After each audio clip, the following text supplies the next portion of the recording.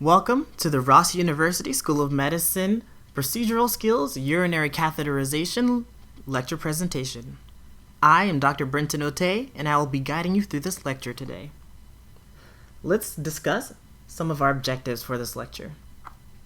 First, we want to introduce students to the basics of urinary catheterization. We're going to detail the indications for and against long-term catheterization, give students a brief introduction to bladder ultrasound and how it relates to urinary catheterization, outline the proper technique for urinary catheterization, and to provide high-yield clinical pearls regarding urological problems as they relate to catheterization. Let's get started. Let's start by discussing some indications for catheterization, and there are quite a few, so we're going to talk about this topic for a couple slides. Starting with acute urinary retention, hourly urine output monitoring in critically ill patients, intra and post-operative monitoring in various patients, perhaps patients undergoing prolonged duration of surgery, patients requiring large volume infusions or diuretics, patients requiring intraoperative monitoring of urinary output, and patients with urinary incontinence. The single most important factor for preventing urinary catheter-related complications is limiting their use to the appropriate indications, which is why it's important to discuss them. Some more indications include outlet obstruction, which isn't correctable medically or surgically, intractable skin breakdown caused by or exacerbated by incontinence, patients with neurogenic bladder and retention. We can also use it to assist in the healing of open sacral or perineal wounds in incontinent patients. We can also use it for palliative care for terminally ill or severely impaired incontinent patients where clothing and bedding changes are simply uncomfortable. And some other important indications are post-prostate, bladder, or gynecologic surgery, patients with prolonged immobilization, and urinary incontinence in patients who fail behavioral and pharmacologic therapy and incontinence pads. So now that we've talked a little bit about the indications for catheterization, let's discuss some of the contraindications to catheterization. There's absolute and relative contraindications. Absolute meaning under absolutely no circumstances should this patient be receiving catheterization. Primarily patients with the presence of urethral injury, which is often associated with pelvic trauma. For relative contraindications, in these such cases, a urologist or a urogynecologist should be consulted to assist with the management. And these include patients with urethral stricture, recent urinary tract surgery, that could be the urethra, bladder, etc., or the presence of an artificial sphincter. If an artificial sphincter is present, it should be deactivated and catheterization limited to a short period of time. Now, let's discuss some false indications for urinary catheterization. Unwarranted urinary catheters are placed in 21 to 50% of hospitalized patients. The most common and appropriate indications for placing an indwelling urinary catheter is management of urinary incontinence. While catheter use in these patients may have a short-term nursing benefit, the increased risk of complications associated with their use outweighs any benefit. So, some more false indications would include bed rest, patients with urinary frequency, nurse or caregiver convenience, incontinence, or restraints, a patient in restraints. We discussed this briefly at the top of our indications for urinary catheterization, but I wanted to talk about it in a little bit more detail. So let's discuss acute urinary retention, defined by the sudden and often painful inability to void voluntarily, despite having a full bladder. There's quite a few different causes, so let's discuss them briefly here. It could be caused by outflow obstruction in a patient with benign prostatic hyperplasia, a patient with neurologic impairment.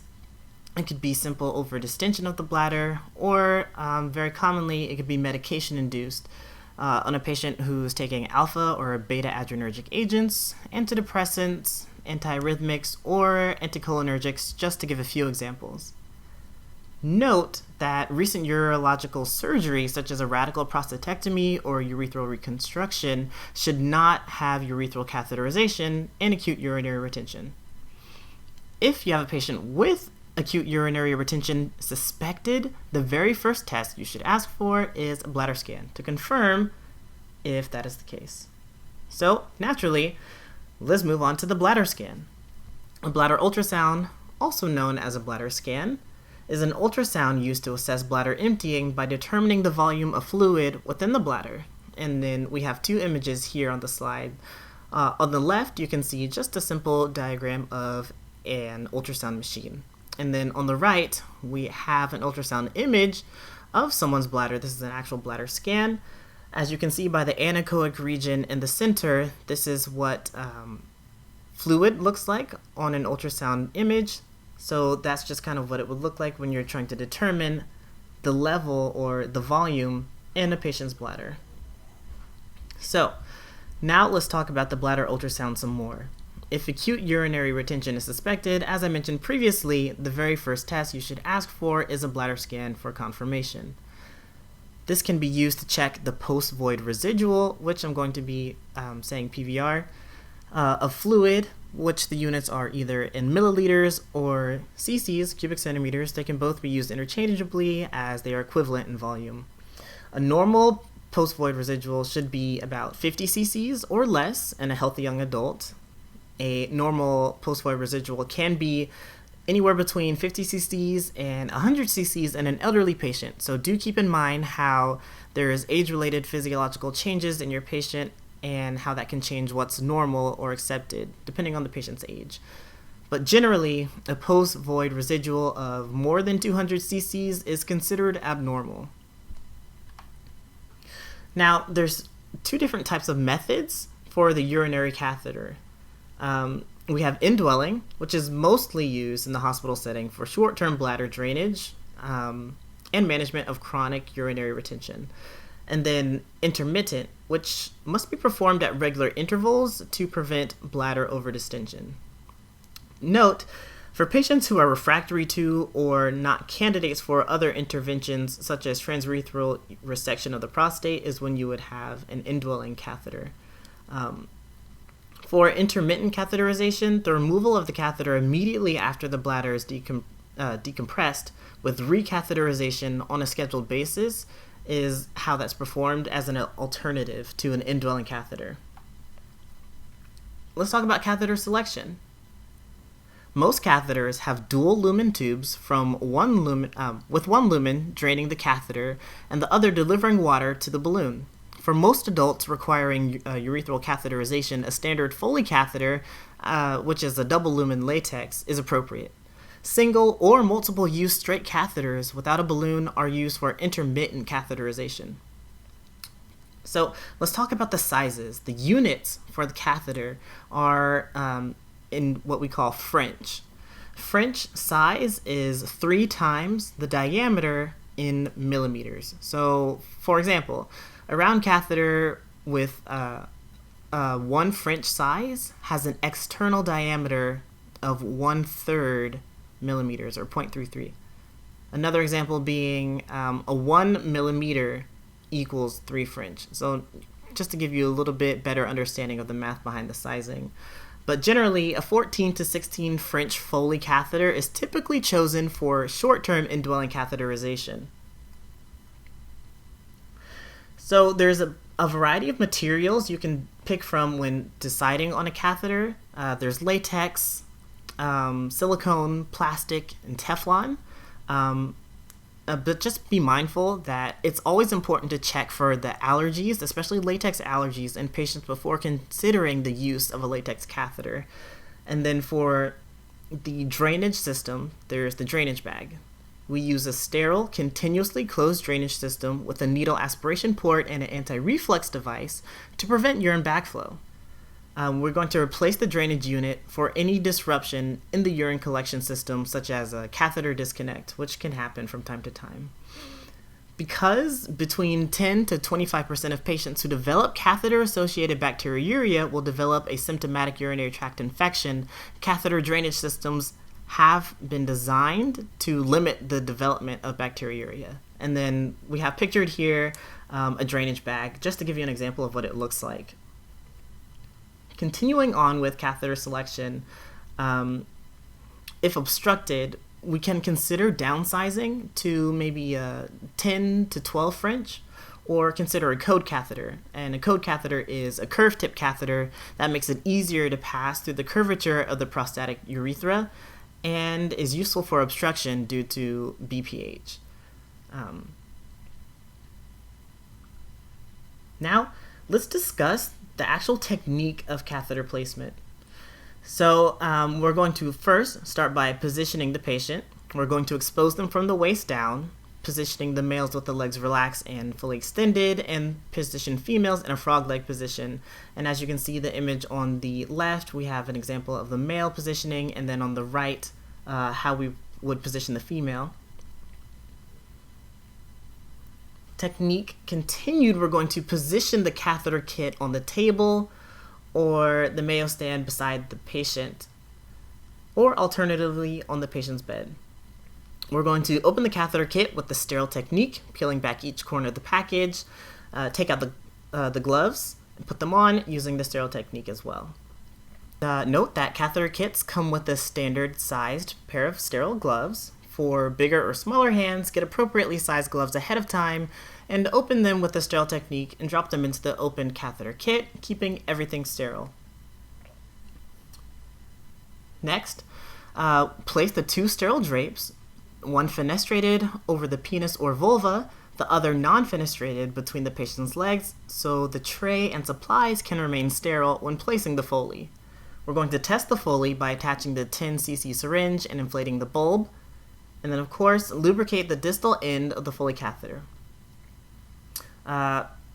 Note that the fenestrated drape is the one that has the hole in the center of it.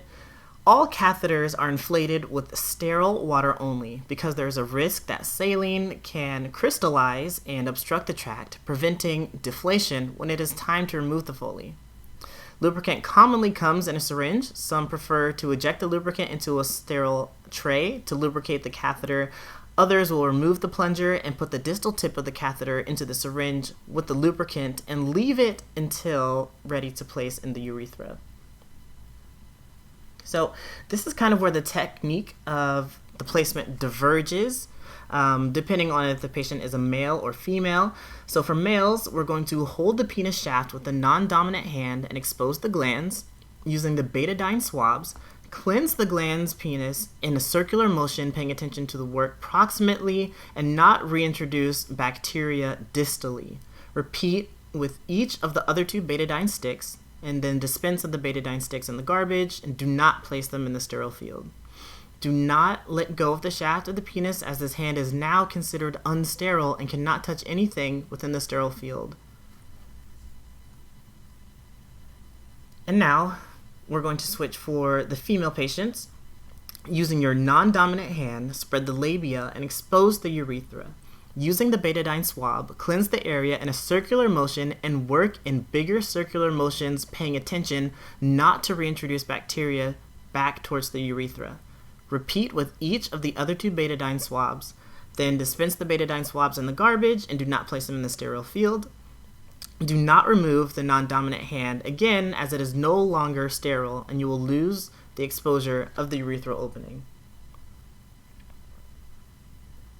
Now, to continue with the placement technique, with the dominant hand, grab the catheter near the tip and advance the catheter into the urethra, advancing it slowly.